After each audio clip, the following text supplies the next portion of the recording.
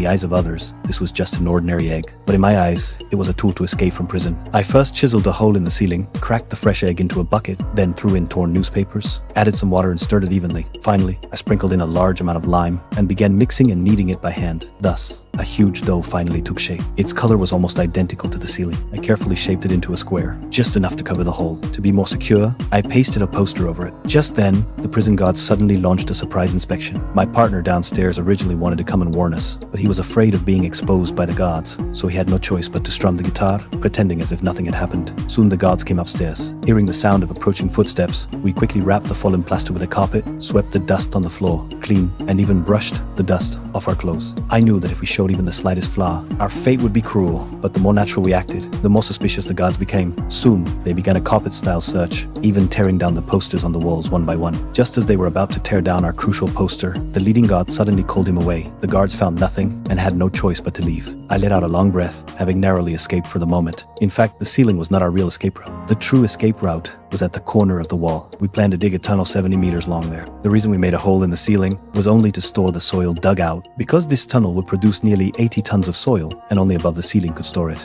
the guards would surely notice during inspections. To cover it up, we found a large container, once again mixed dough, and made a whole fake wall. After it solidified, we placed it over the gap and painted it with homemade white paint. The fake wall was almost indistinguishable from the real one. The guards couldn't detect it at all. As for the soil we dug out, we packed it into bags, secretly carried it to the second floor room, and poured it little by little into the ceiling hole. Although each time we had to reseal the hole, a process both tedious and dangerous, it was the only way to avoid exposure. Soon, 3 months had passed, yet we had only dug 2 meters. The slow progress made me anxious. The strength of just 3 men was far too little. We had to recruit more trustworthy people. After confirming the candidates, I brought them to the wall corner and lifted the secret opening. At that moment, everyone was stunned. Some even trembled with excitement. The temptation of freedom was too great. They agreed to join without hesitation, but just then, an accident happened. One of my companions was caught red-handed by a guard while transporting soy. The guard seemed to sense something unusual and demanded that he open his briefcase for inspection.